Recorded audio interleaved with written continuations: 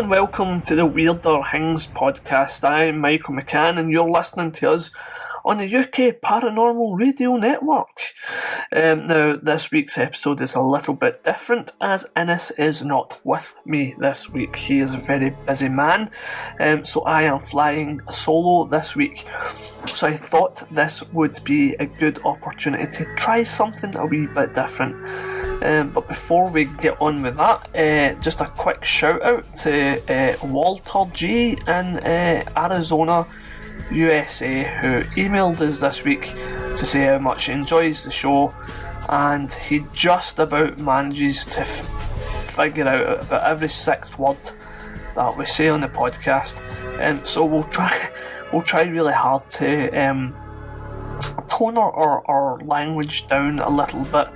As we're well aware that our accents can be a wee bit tricky for folk over stateside, and he asks that Walter asks that it would be interesting if he did a Gaelic word of the week on the podcast. So we'll do that for you, Walter, and we'll start this week's one by saying Falcha, which means welcome. So that seemed like an appropriate welcome to the podcast. So thank you for tuning in, Walter. So ladies and gentlemen, this podcast is, well, it's Scottish based, right? All our shows are usually built around Scotland and what happens here.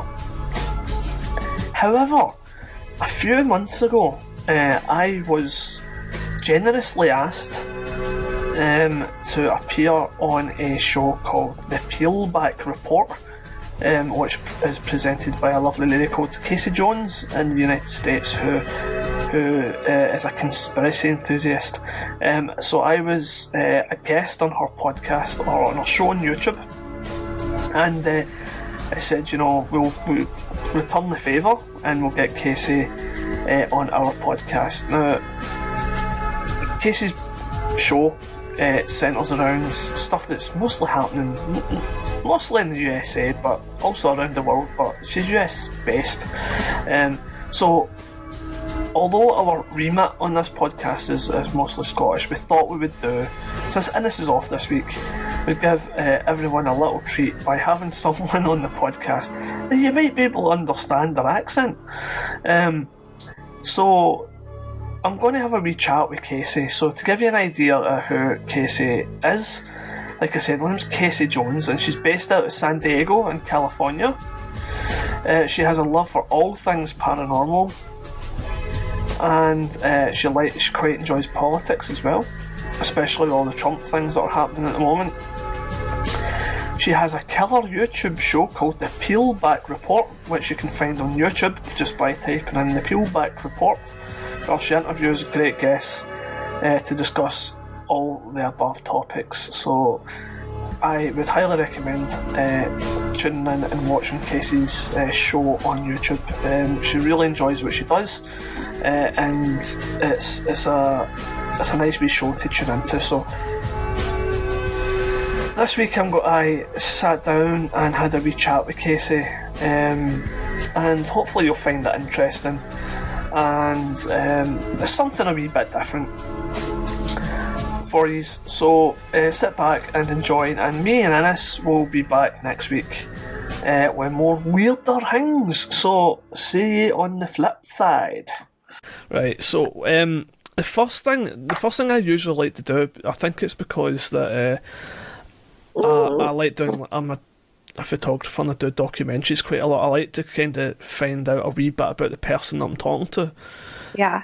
So I want to just kind of find out about you first.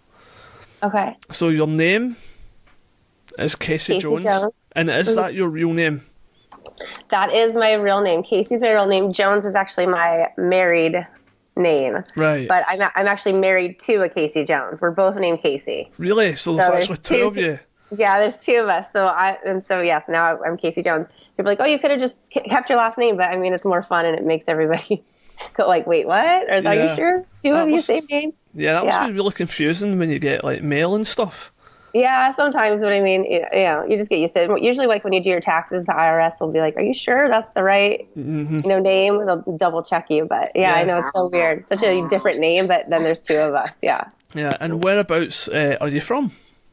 I'm from San Diego. Yeah, I've been here forever. I was actually born in Indiana, but I've been in San Diego since I was, I don't know, I want to say like 8 or 9. So, Right. or just in California and then moved to San Diego. So I've been here forever. Yeah, just I love it. I love it here. It's nice. So you actually live in San Diego. I live in San Diego. I like it. The weather right now is not the best, but usually we have really good weather. So, Don't worry, I'm in Scotland and it's pouring a rain just now. So yeah, I've actually been to San Diego. It's very nice. Yeah. Yeah, I was there, and while I was there, I was staying at. I don't know. I maybe told you. I don't know if I told you this story when I was speaking to you last. But I was in San Diego, and it was the first night I was in San Diego, and I was staying in this hostel down at the beach. And it was like whereabout? Like whereabout in San Diego? Do you know? I can't remember. It was about 12 years ago, so it was just near a beach. I just know there was a beach, and it was like just a nice little hostel, kind of right on the beach. And first night there, and it was getting kind of late at night, so it was maybe about 7 p.m. And it was a really nice evening because it was summertime. So I went out into the wee patio bit in the hostel, and people on the beach were like kind of like freaking out, going "oh," and like pointing at the sky. And it turns out that they were doing like a launch from the Air Force Base there. Oh.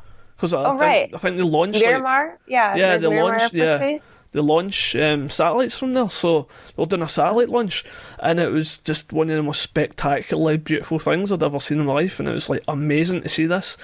That's so cool. Because a few weeks before I'd been at NASA's Kennedy Space Center, and there was a launch. You got to go to NASA. You went to NASA. Yeah. That's cool. Yeah, it was I want to do that. Yeah, it was so cool. It was cool. Did you get to go mission control or? Yeah. Sorry, I didn't want to say you did. No. Oh, that's so cool. Neat. Well, what they did was they take you into a room that was the original mission control for the Apollo missions. Oh wow! It's like a museum now, but it still looks exactly like it looked then. Oh wow! So you get to go in there and they do like a reenactment of the launch for Apollo 11. That's cool. And then they open the doors automatically open, and you go into the main hall with all the ships, and they've got the Saturn. It's a Saturn 12's rocket, the big one. Yeah. Sitting in the hot, and it's the scale and size of it is just mind blowing. That's so cool. And it was just the most, it's just an amazing experience, because I'm really so to see that and then see like the rocket, like that's really cool to. Yeah, I'm a total geek when it comes to that stuff, so it was like I almost peed my pants. That's awesome. Yeah. Like it's so exciting. I love it. Yeah, they were doing a launch there. I can't remember what it was they were launching. It was one of the shuttles. It was before they stopped doing the shuttle missions. It was like one of the last ones, and I was going to miss it because I was leaving Florida. So I was really disappointed and really like sad that I missed this launch. Yeah. And then to get to like San Diego and see them launching a satellite was just like it was really it cool. all worked out, right? Yeah, it all worked out. Yeah, so that was my overriding memory of San Diego. That and Legoland. Went to Legoland. Yeah. We spent a lot of days in Legoland when my kids were little, that's for sure. Yeah. I was a grown man just wandering about Legoland with my friend who's another.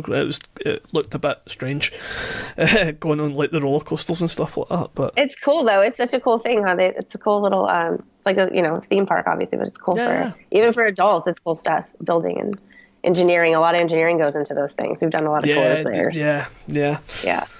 Never went to Disneyland though.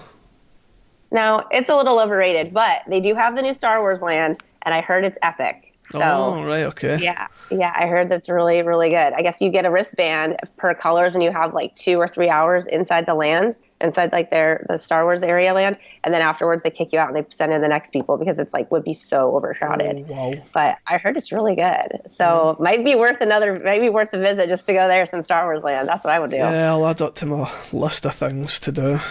Yeah, there you go. Add it to the list of things to do. Yeah.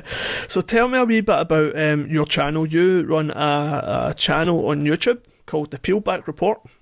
Yes. With Casey Jones, which is the coolest name ever. And now there's 2 of you. So you tell us just a wee bit about your channel and what you do. Yeah. I started my YouTube channel, I would say probably the beginning of the year. I was asked to be on someone else's channel and did a little interview with them. And they said, you should really just start, you're really good at what you do. You have a lot of information, personality. Like you should just start your own thing and just kind of see where it goes. And I was a little hesitant at first. I was like, I don't really know if this is for me, the timing to do it and everything. But it was kind of at a point where, everybody's kind of waking up to a lot of things going on politically and just all over the world in every aspect. A lot of people are really waking up to it. And I felt like I had this knowledge and I wanted to share it with just like even my friends and family, just even on that close scale, kind of where it starts is like your community, and just let those people know, like, this is what's going on. This is the things that people are lying to you about. This is, just kind of getting information out there that people aren't getting from the mainstream news. And so once I kind of just started to post a few things on my personal Instagram, I got a lot of my friends and family that I would never think would be interested in any of the topics that I talk about. I mean, I talk about UFOs, I talk about secret space programs, everything politically. I talk about Q stuff. I like to cover all of it. I mean, because it really does all connect. So I just kind of saw those people that were looking into that and following me. And I said, maybe this would be something that is good. I should put it out there for more people to find. And that's kind of just where it started. And I love having conversations with people that are like-minded and have interesting information and that I can learn from. And so to have them on to talk to them about their experiences and kind of just have the conversation back and forth, I think that's really like my favorite part of it. And so when I get really good feedback of people to say, that was a good interview, or maybe you should get this person on. I mean, that's obviously there's people that are looking for that. There's a lot of people looking for alternative news and stuff. And so it kind of was like my calling. I don't know, like, when you feel like you're led to do something and you just have that, I feel like that's what I did. I've always kind of just gone with the way, like my gut feeling or how I'm supposed to, not for like any other, like, I don't need YouTube fame or whatever. It's just, if I can sit and do this, this is what I really enjoy doing and I want to put my time into it. So, I mean, it's kind of growing from there. I just came back from Contact in the Desert this last weekend out here in Indian Wells. It was amazing. I got to see all my favorite speakers, people, and then I noticed just walking around in between lectures and stuff, there were other like people, probably YouTubers, but they had like their lights out and their like microphone and they were just recording on their phone. Just people like, how was your experience here? And I'm like, that is such a great idea. Like I got so much inspiration from being there about maybe what I would want to do. And I was recently asked, like, what do you want to do with this channel? Like, what do you want it to be? And at first, like when I answered that question, I was like, I don't really know. I'm just doing it because I feel like I'm supposed to. But after this weekend and like making a lot of contacts with people and producers and camera people and stuff like that, I feel like we're all kind of looking for like the next place you can go for truth news, like CNN's not cutting it, like we need to come up with our own type of a channel where we can put stuff on our platform. We can talk about ETs, we can talk about spirituality, we can talk about all these like esoteric topics that really no one's talking about, that someone would want to go and look at these people and do a show. So I'm kind of inspired to do that right now. I think it'd be really cool to grow this on my channel and then like put it onto another platform. I know there's a few other people that are kind of making their own type of channels that are kind of inclusive of more people that have more variety. So I was really inspired to do that. So, I mean, we're all do this for a reason. Everything happens for a reason. And I felt led to do this channel and talk about the things that I love. So I'm really hoping that it will, obviously everything's changing. So I'm really hoping that it kind of goes in that direction. Yeah. I mean, I'm going to talk to you a wee bit about the Contact in the Desert thing later, but I want to ask you quickly about YouTube, because obviously there's talk that YouTube are going to start censoring like conspiracy theory channels and stuff like that on YouTube. So is that something that worries you? It does. I mean, it does to a way, because I'm sure, I mean, I have a bad mouth. I mean, I'm sure that just gets me bumped down. The content that I talk about, I'm sure that gets me bumped down. But I mean, I think they're trying to censor like a little bit more of the bigger people. And so maybe that might give me a chance to come up a little bit more too. I kind of try to look at it like that. So okay. I don't know. Yeah. I mean, I'm worried about it. You might slip through the cracks. Maybe. Yeah. Maybe. I mean, I think that they're definitely trying to censor those people that have very large audiences, right, because they're telling the truth. But that's where I feel like we need to get all those people and all of us who are into those and put us on our different platform where we don't have censorship. Like we need our own Gaia TV or our own like .tv. We need, like I think that that's going to be the way things are going, especially with the censorship. So kind of pushes us more towards that, Yeah, so you're thinking maybe moving away from things like YouTube and stuff like that then?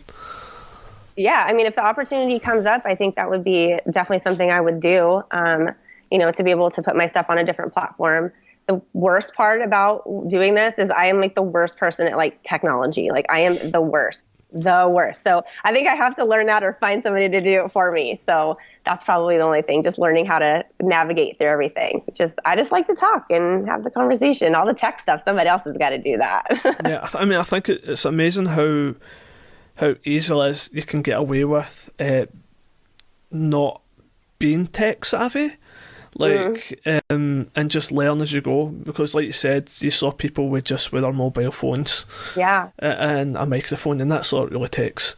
So I think you can get away with that and just learn as you go. I think is what I've found anyway. I'm not by any stretch amazing at this stuff either, but I've somehow managed to figure out how to produce a podcast with like good equipment and stuff like that as well. So, you're way ahead of me, pal. It costs a wee bit of money but I think if you're serious about it, and it's something you maybe, if you get like some birthday money or Christmas money, it's maybe worth just investing in that, and sometimes in a little bit of equipment. I got some Amazon vouchers for Christmas, and I threw them all together, and that's how I got the stuff I needed to record the podcast. Smart, good idea. And it's just, and it was a lot of money, and it was like, I could buy myself a nice jacket or a nice pair of trainers or something like that, but I'll just take this leap of faith and buy the equipment that I need to do this. Right. And invest in yourself, right? Invest in yourself. That's it. You need to invest in yourself, as you say. But if that opportunity comes along, something I'd recommend is just put a wee bit of. Because, I mean, I'm talking to you just now on this webcam, and I got this second-hand off eBay.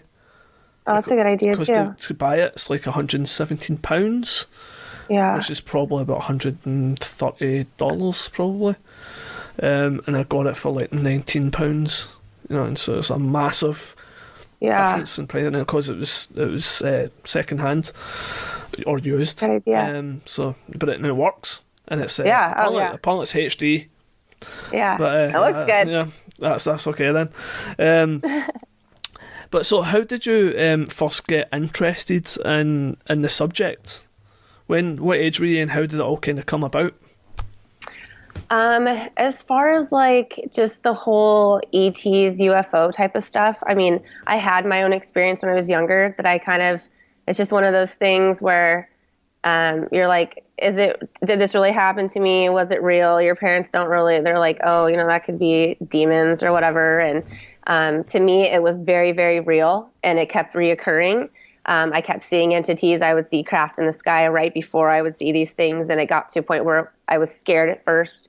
But after that first initial, I guess, contact or, I was never scared after that. I just felt like it was totally fine. And then it kind of just stopped. I don't know what happened. I kind of just got out of that. And then years later, I heard someone else that had the same like experience that I did. And I was like, oh my God, like that wasn't just a fluke. Like this actually is happening to more than one person. I never knew anybody who was talking about ETs, UFOs, anything like that. Like I never knew anyone in my life talking about that. I never watched like X-Files.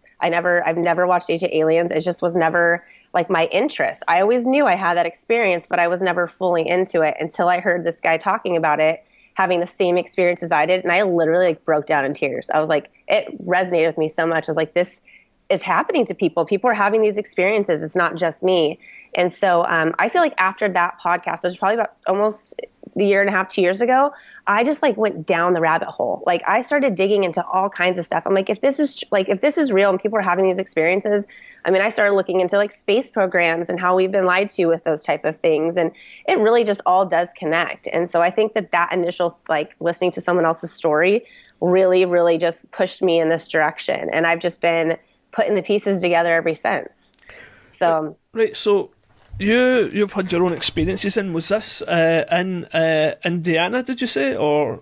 No, I was actually living in California. That's in California. Yeah, I was living in California, and it's like I'm between LA and San Diego, and I'm like there's a military base around me. There's also a nuclear power plant, and like just those two things alone, I mean that. A lot of people see things in the sky with that. And I'm next to the ocean, military, and a power plant. I mean, it's like I've seen, and I never knew that. I never even I had no idea until I really started digging into it.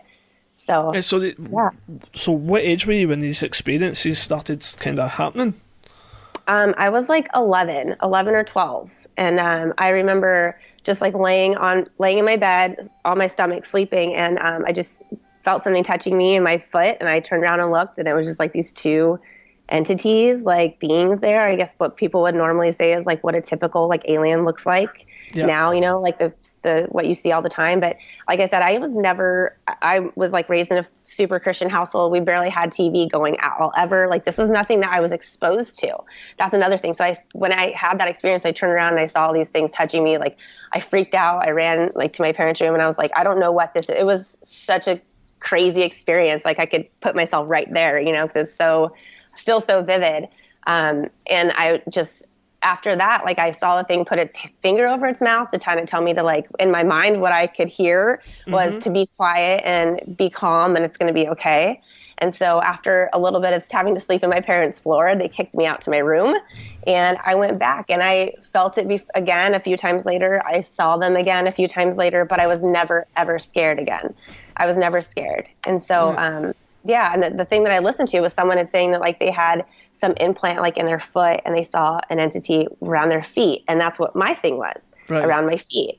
So I don't know about the implant thing. I mean, I haven't really I've never gotten it x-rayed or anything like that, although people tell me that I should. Yeah, that was going to be the next thing that I said. Yeah, I haven't, but I've had a lot of very weird like medical things go on with this side of my body, which would have been the side that my foot was being messed with. Like I had a thing where I couldn't move, my nerves wouldn't move my eye recently. Right. So I couldn't move my eye at all. I could barely see out of it. My left leg, I've had to have my right leg, I've had to have a vein closed because the blood was just pooling in my leg. It wasn't coming back to my heart. Right. Just weird things on this side. I get really strange bruises still. Like I'll wake up in the middle of the night, or I'll wake up in the morning after the night, and like I have crazy bruises on my feet, on the tops of my feet that I have they weren't there when I went to bed. Mm-hmm. So that type of stuff still happens. And I would see it when I was younger. Like there's bruises on my feet, like really big bruises, but I never like put that together until after I heard someone else's story with the same. And I'm like, it all makes sense now. It all makes sense. Right. Okay. So you saw was it a video on YouTube, or you heard a talk where someone had these similar experiences? It was just a podcast I came across. And the weird thing is I wasn't even looking for that. Yeah. I was just scanning through things to listen to, and I came across a podcast, and I was just like, oh, that's interesting. Like, I'm just going to click on it. And like the first story that came out, like that this guy was interviewing with, the first 10 minutes was my same story. So everything happens for a reason, Mm-hmm. Everything happens for a reason. That's here we are. Yeah, that's amazing stuff. I didn't know that. So that's all new to me as well. So I'm sure people listening will be kind of interested in that stuff. Yeah. Have you ever had like a story, like a experience like that or anything? No. No. I mean, I've seen a UFO, but I've never. Thankfully, it was up in the sky, far away, nowhere near me. So I never had to worry about meeting the occupants or anything like that. Thankfully, but you have a lot of people who have also is it sleep apnea, where they wake up in the middle of the night and they see, you know, a person, or it's often described as like what we would know as a succubus or an incubus, like a demon. And I know a lot of people who have experienced that. Yes. But are you talking about sleep paralysis? When you can't move and you wake up and see. I've never had that, but I do hear that a lot. Yeah, I've never had that either. So I've never had any of these type of. But often people put those two things together. So sometimes abduction or being visited can be confused with this sleep paralysis type thing, because the two of them are very kind of similar. So I've spoken to people who have basically described an abduction scenario, or entities being present in the room and stuff like that, but also basically just described exactly what sleep paralysis is as well. So, but it's interesting that those two, like the sleep paralysis thing goes way back in time, and it's only fairly recently that it's been doctors or whatever have discovered what it is by studying sleep, basically. Right. So you went to Contact in the Desert this weekend. I was watching your videos and stuff like that on YouTube. Yeah. I thought that would be a good idea, just to kind of keep a little update of like what we were. You seem to be doing. having a great time. It was really fun. Yeah. My friend Kelly, she's like a QHHT hypnotherapist and like an intuitive life coach. So it was a lot of so she's definitely more like on the spiritual side of things. And there were a lot of people there like that. Like the conversations that I heard were amazing. It's like you just feel this energy there, where if you talk about your experience, people around you are like, me too. Like it's so great to be surrounded by these people that have really had similar situations, So what I was going to ask you is, what talks did you enjoy most? Who was there, and what ones did you go in and really kind of enjoy? Oh my gosh. I saw everybody. Like I saw Dr. Michael Salla, and he was talking about traversable wormholes and stargates. It was so good. That one was so great. I love him. I just love him. But I think probably one of my favorite ones was Graham Hancock. He has that book, The America Before, The Key to Earth's Lost Civilization. And so he was talking about like Mississippi and Alabama, and how they have these like monoliths and these crazy like stone things that are set up, or, like if you see like a crop circle, but it's like this raised land and it goes into a circle, and how they're all over the world. Mm-hmm. But we never hear about them really in America, like how they are. But it was really cool to see the comparisons, and that was probably my favorite one, was Graham Hancock. But I mean, who else did we see? I saw Emery Smith talk for a bit. I saw David Wilcox. That was cool. I like David Wilcox. I got to actually talk to Laura Eisenhower for a bit, and I got to talk to Linda Moulton Howe. And she is like the sweetest lady. She's so sweet. And she's very much into like the Antarctica stuff. And so that's another thing, is a lot of people, I have an Antarctica tattoo, and a lot of people are like, I love your Antarctica tattoo. In real life, everyday life, nobody's ever said anything, and I've had it for years. But this place, like, they love it. Right. When I spoke to you on your show, you I think we briefly touched on the Antarctica thing. So do you want to just explain what that's all about as well? Sure. Yeah, go for it. I mean, well, just coming back from the World War II, sorry, Beth, just like the history of World War II and like the Nazis and stuff like that, and how they say Hitler escaped to Argentina, to Antarctica, and how a lot of things have come up that it's like Antarctica was Atlantis, and because shifting of the poles, and we're back to shifting of the poles now, it was covered in ice. And so a lot of people say that there are craft under there, that there are actual like aliens under there, and the ice is melting, so things are getting revealed. I mean, just the weirdest things have been going on down there just recently in the last few years, like cosmic rays coming from the ice out to space, when cosmic rays come from space down to the ice. Mm-hmm. The weird earthquakes that have been happening under there. I mean, everybody in the world, like every country in the world, holds a base in Antarctica. And we're all peaceful down there working together in Antarctica. And it's like, what are we working on? It's such a mystery, and it's so intriguing, and it goes way back in history. And I think it's cool. I mean, they're finding things in the ice. They're doing like Google Maps and things that are showing like outlines that are like, actual like lines. So it's not really made in nature. Things like that are not made in nature. So these linear things that they're seeing and these monoliths they're seeing there. And so it's just so intriguing. I love it so much. It's just one of my favorite things. It's like an inner earth. You could go there with it.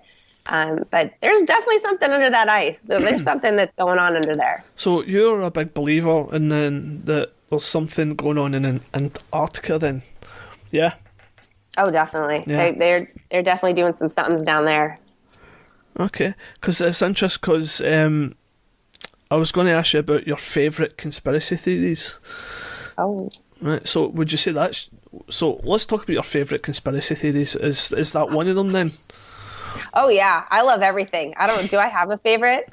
I mean, right now, people say like, the QAnon thing is a conspiracy, but I think that's probably my favorite right now because so it's like what was that one? We're seeing it.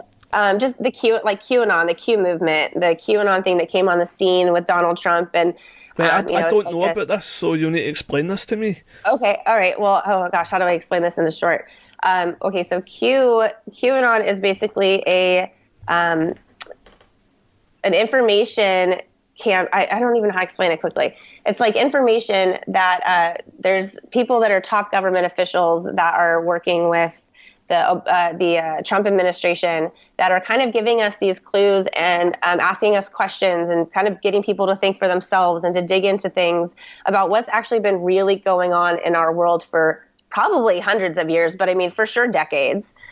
Just with the deep state type of things that are happening, the secret programs that they've been doing. They talk about MK Ultra stuff, which that's another one of my favorite conspiracies. But it's really just asking you the question. So you really have to think about it and go, what is the truth? And get people to dig into the truth. So a lot of people are very into that and they connect all these crazy dots and there's a lot of Q proofs. And I recommend like anyone who's not looked into Q, go to Q, qmap.pub. That's a good place to start and just read these posts. They came on, I think in like August of 2017, came on the scene just posting these little things on these 8chan, 4chan boards. Mm-hmm. And people just started picking up and it started going from there. But so many things that we've been seeing politically and geopolitically have already, like I've known about for years and people have talked to, been following Q have known about for at least over a year because we've already been told about it. Okay. Like, how do they know? So what kind of things are they saying?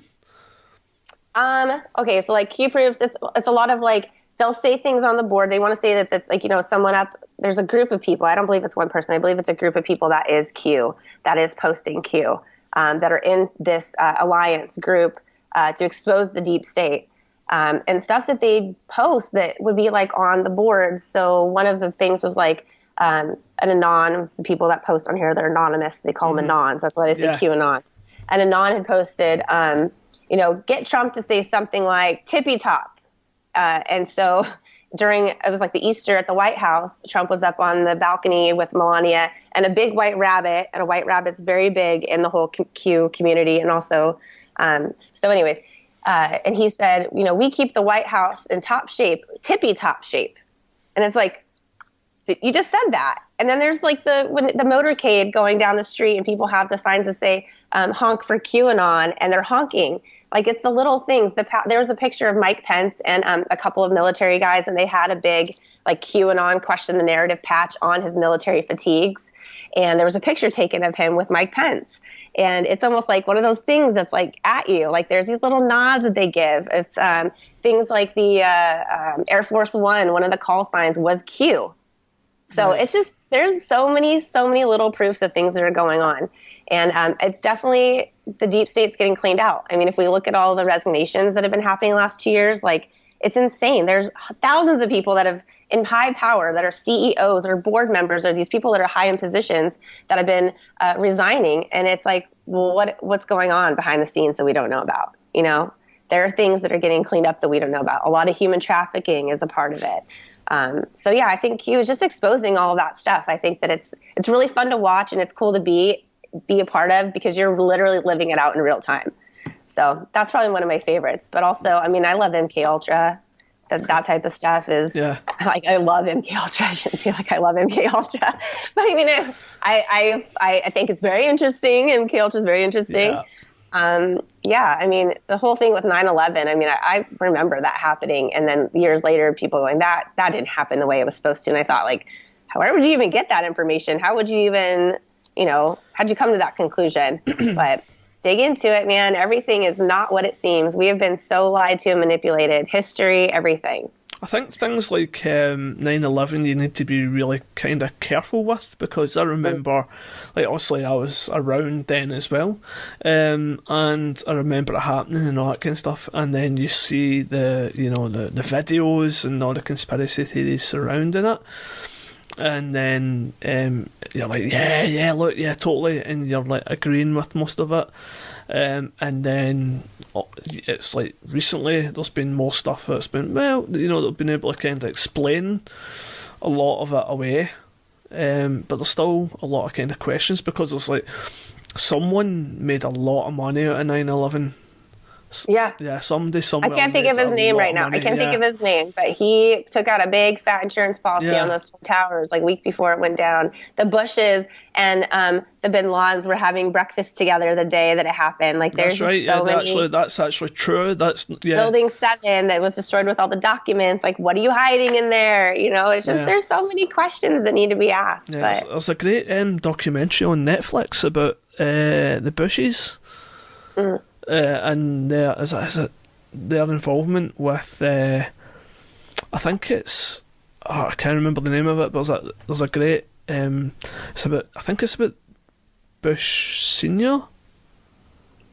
Yeah, he was CIA. He was the CIA guy. And about him and about his son and all the little kind of weird nuances that kind of happened around 9/11 and just their general dealings with the Middle East and all that kind of stuff.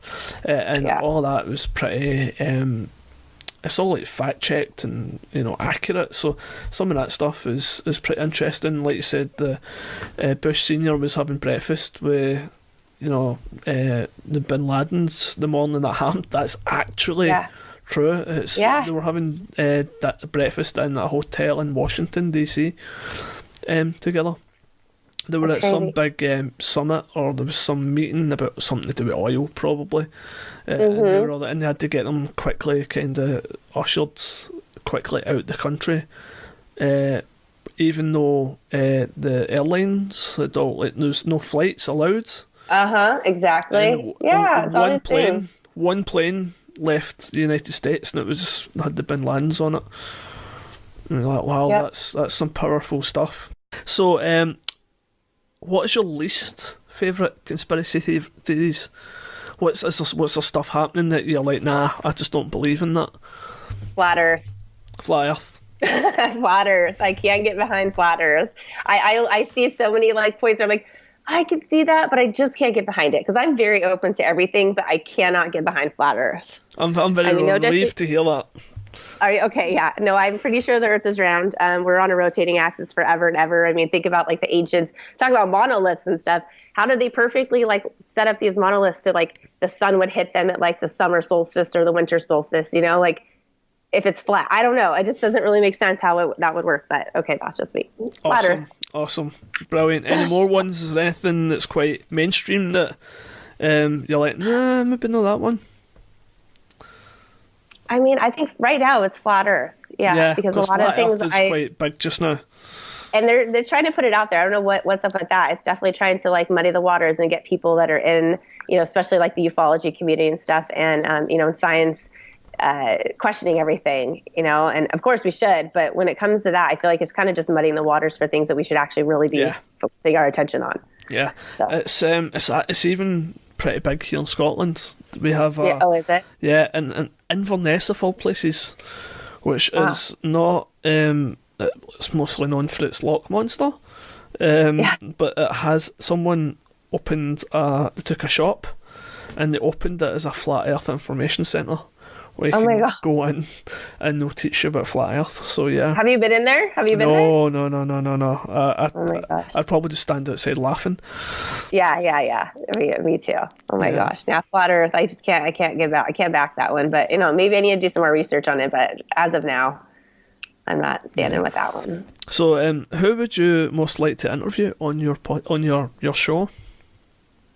Who would I most like to interview on my show? Other than me, because you've already done me, obviously. So I know. I need to have you come back to. There's been so much going on with the Navy and space programs. That'd be fun to talk about.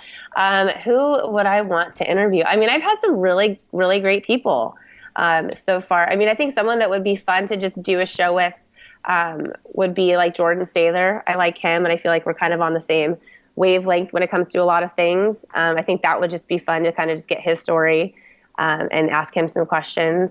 I mean, that would probably be, I mean, of course, like Laura Eisenhower, that would be amazing. My friend Kelly actually got her phone number. She personally gave it to her. James Gilliland, he said that he would be willing to do an interview too. So, I mean, just those people, I'd be so amazed. I would just probably want to just listen to them talk the whole time. Like, I don't know what to ask you. Just keep talking, Yeah. Have you admire. Have you got any plans to get like Alex Jones on or anything? Alex Jones, no. Alex Jones is Mossad for sure. No, I was like, I'm in a research group, like the Tinfoil Hat podcast research group, The Ruins, and we were supposed to be going to LA back in April because Alex Jones was going to do a show with Sam Tripoli, who's the Tinfoil Hat podcast host, and he was going to do a show with him, and we were going to do it live at the LA Comedy Store, and it was just going to be like a low key, just a few people audience, just kind of us in our group and him. And then Alex Jones went on his show and said, I'm going to be at the Comedy Store and da-da-da-da. So Antifa basically said they were going to protest. Right. And they had to shut that down. So we weren't able to, but that would have been really cool. So he had to just do the interview in private. But I don't know about Alex Jones. Yeah. He tried to say that Alex Jones on that interview with Sam Tripoli, he tried to say that it was him. He went to Trump to say that, to Trump in Trump Tower, to say he had been being spied on, which we know that that's not true. Oh, so I was right. So the whole thing about Trump thinking, was it Obama had been spying on him? Yeah. Oh, yeah. Well, it's coming out that it is, and other countries that helped. Italy and the UK helped basically spy on. That's a big thing with the Q that kind of exposed it before it happened. We knew Italy was involved, and then it came out, and I'm like, oh, we knew that. It's Trump's actually here just now. He's down in London right this very second. Yeah. And there's people protesting and stuff, and Is there a lot of people? It's not insanely massive, but there is. It is always going to attract people, and so there is a sizable protest happening, but it's not like it's just people standing with signs, really, just with slogans on them. They're not like smashing the place up. Not what's going on in France. Yeah, not it's nothing France. Yeah. Severe like that. It's just people standing about, Right. Yeah, poking fun more than anything, I think. And he's having shots at people. I think the big thing was him and the mayor of London don't see eye to eye, let's say. I saw the press conference he was having with what's her name? Theresa May. May. Yeah, Theresa May. This morning, he says there's nobody protesting out there. But I did the video that I saw that the BBC had broadcasted that was live. Yeah. Their straight shot that they had of the Trump and the motorcade and everything. There was a guy that was holding like a flag and it had QAnon on the flag. Really? And it's like, that was their shot. Yeah. And that was their shot. And I'm like, how interesting is that like they're giving, people are going to go, what's on that flag? You're kind of giving it a little coverage. Yeah. So I thought that was interesting. I saw, but yeah, I've been following that. I've been following what's going on. She says that she's going to honor the Brexit. So we'll see. You're rolling your eyes. Yeah. Yeah. I just want the whole thing to stop. Right. Too much at this point. Yeah. It's just. I feel you. It's unrelenting nightmare. Yeah. It's getting cleaned up, man. Have hope. It is definitely getting cleaned up. Yeah. I mean, I'm going to. You're talking about the protests in France. I'm going to France at the very beginning of next month. Oh, wow. 1st of July I'm going over to Paris, because I'm in London, so I'm going to jump the Eurostar over to Paris for a couple of days, and I'm hoping that there's not going to be any yellow vest protesters, just so I can enjoy my time in Paris without, getting... I think you'll be fine. I had neighbors that just came back from there, and they said that they didn't see any of that where they were. So maybe it's just in particular concentrated areas. So hopefully you'll be fine. But if you do see it, please report back, because I would like to know what that's like on the ground. I'll just live stream it. Yeah. Probably that'd be interesting. on Twitter. Yeah. Gosh, so crazy. So keep an eye out for that. Yeah. What's I going to ask you next? I'm so glad that I got my voice back. I had no voice for a week. Today's probably the best I've been able to talk. So trying to meet all those people in contact, I'm like, I hope you can hear me. My voice is the worst. I don't normally sound like a man, but I don't normally. I was going to ask you, what do you have planned for the channel? So what have you got coming up for the channel? You obviously were at Contact in the Desert. You met lots of people. Yeah. You were there handing out your number and your contact details. I got rid of all my cards that I brought, and I'm like, I should have brought more. I actually have a couple of people that I have one guy. He kind of has more of like a spiritual type of a podcast. It's called the Innerverse Podcast, and he's cool. So we were kind of just going to do a swap cast, like him on mine, mine on his. Talk about that type of stuff and just what's going on, like just cosmically and stuff like that. But yeah, I mean, I kind of just get on this kick. This is how I find my people. I get on this kick of whatever I'm feeling that week that I'm really looking into. And I'm like, who's a really good person in that? And I start going, do you want to talk about this? Do you think it'd be, that's kind of how I roll. Whatever I'm feeling at the time. But I'm hoping that, this James Gilliland would be really cool to try to, to talk to him. I know he's about to get busy here with his East Ranch and all the stuff that they do there through the summer. So if I can get him for just 30 minutes, that'd be great. So what kind of stuff does he talk about? Well, he has a ranch that's in, I think it's in Washington by Mount Adams, and Mount Adams is actually known for like a very big like UFO hotspot. There's crazy stuff that happens there. The footage that people get, when you go there, everybody sees something. And he does workshops and lectures and stuff there, just on like more of like the spiritual side with like ETs and how we're all basically incarnated ETs, and just how it all connects is really cool. He had a really cool talk. And about how he had this video where there was this UFO that came out and there was this big chemtrail, and this UFO came right between the chemtrail and it just started to dissolve the chemtrail in the middle.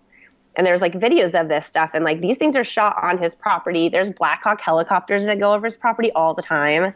Like just looking, there was a video he had of a Black Hawk helicopter like trying to find a UFO like out there because they saw one, and then here comes the helicopters.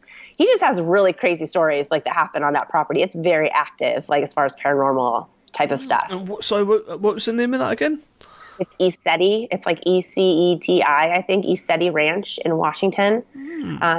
So he does a lot of that. He's had a lot of like contact experience, and he definitely tries to help people. Like if you have kind of more heal you on a spiritual level, like if you're going through things karmically. I mean, we look at karma as like, you did this to someone, so it's going to happen to you. Like that's what most people think karma is, bad karma.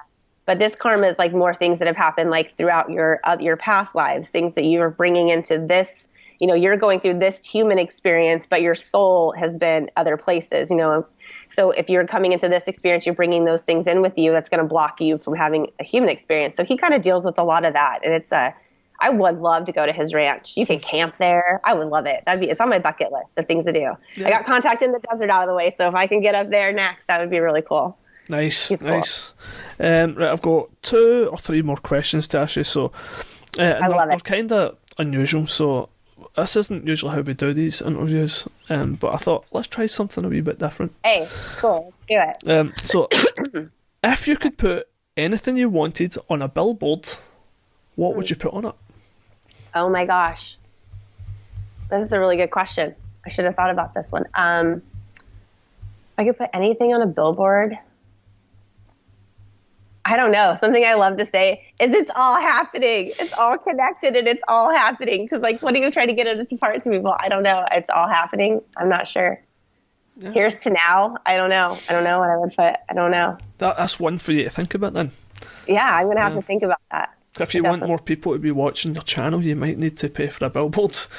Yeah, right. So you need to think of that slogan. Check out the Peelback Report channel. Yeah. And then people just watch that and they get the message that you're trying to put out. Yeah. Right. Okay. So dinner. If you had to have if you could have dinner with 3 people, any 3 people, living or dead, who would you have round for dinner? Oh my gosh. Ah. So 3 people, dead or alive, who would it be? Oh my gosh. Could they be like good people, bad people? Anyone you want. Anyone I want. It's you that's cooking dinner, so you get to decide. Yeah, you get to decide. Thor for sure. Oh my gosh, I don't know. I'm the worst. Who would it be? It would be really cool to sit down with Donald Trump. I think that would be an interesting conversation. He could be at my dinner table any day. I don't know. Yeah, maybe some like Greek gods or something. I don't know. Are real people fake? I mean, what are we? I don't know. Well, I'm sure some of the Greek gods were real people. Yeah. Maybe Jesus, if he could be there. Right, okay, so you've got Jesus and Donald Trump. Jesus and Thor. And Thor. Can you imagine that conversation? Are we talking Marvel Thor or the Nordic, Marvel the real Thor? Yeah, I mean, Marvel Thor, right, so. Is that still count? Yeah, Chris Hemsworth. But maybe in real life, what is his name? Odin? Is that Odin? Yeah, I mean, he was real life. I guess that there's like a religion that people follow. It's called Odinism. Have you ever heard of that? Yeah. They follow. I just was digging into that. I thought it's interesting. So I don't know much, but I just thought of that. All the Norse gods are from Norway or Scandinavia, so they're all real. Well, they were, right. I say real in right. Inverted commas. So Odin and all these guys were Thor. I don't know. Yeah, I got to think about this question. If I got these questions in advance, I'd probably have a way better answer for you. Just off the top of my head. Can you imagine? I'm just thinking if you had Trump and Jesus at the same dinner table. Can you imagine that at some point over dinner, Jesus turns to Donald Trump and says, "By the way, you weren't my first choice for president. You weren't my first choice." Yeah. That could be an awkward dessert. Yeah. Oh my gosh, I know. God, you know what I'm gonna do is after this, I'm gonna think about it, and then I'm gonna like text you and be like, this is who I would have. That's fine. You can do that. Because I think like I would have like bad, like where's Hitler? I want to ask him all kinds of questions. Like, by the way, did you really get the plans for this? Like, for these anti-gravitic craft? Because that Maria Orsic, who was a part of the Thule Society, was like all about channeling and getting these plans for these ET crafts. Did you take that to Antarctica? I need to know. Did you build these crafts? Did you have the plan? I was. Are you working with them? There's a place just outside Prague in the Czech Republic called Pilsen, I believe it is, which was where the Skoda factory was. And I believe that is where the Nazis built or experimented with anti-gravity vehicles. So that definitely happened. And I've been to the plant that it happened. That's so cool. It's actually just a Skoda factory. They make cars there. But it still looks like super old and stuff like that. So you're like, oh wow, that's the building that the Nazis tried to make UFOs. Yeah. I want to say, did you take that down to Antarctica? Did you find out that there were actually like ETs down there and that's why we're down there? I want to know. It's interesting because a few weeks ago myself and Innes were talking about how it wasn't Antarctica, but it was actually Chile. Yeah. I've heard this, yeah. Yeah, how they escaped to Chile. And there's entire German communes in Chile where there's still pretty much Nazis in Chile. Right. Were you the one that told me that on my show? Were you the one that possibly I think maybe it was me? Yeah. I think because I was reading that at the time, and I think that's how I knew that. So like Chile, South America, and to get to Antarctica, you need to kind of go down to kind of Argentina and all these places to kind of get there. So there's that connection. I know. And I think they tried to get to Argentina from Europe by submarine as well. And I think they captured a few of them. So a few of them get lost on the way to Argentina.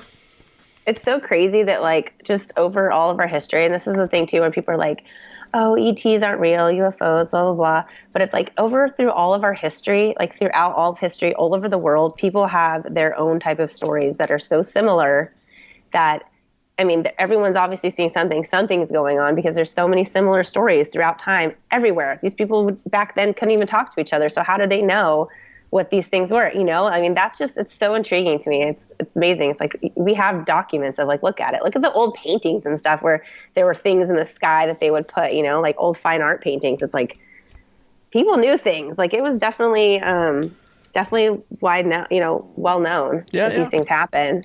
So that's why I don't understand people how they can still deny it or, you know, say things. It's like, just look into it, man. There's so much evidence right now.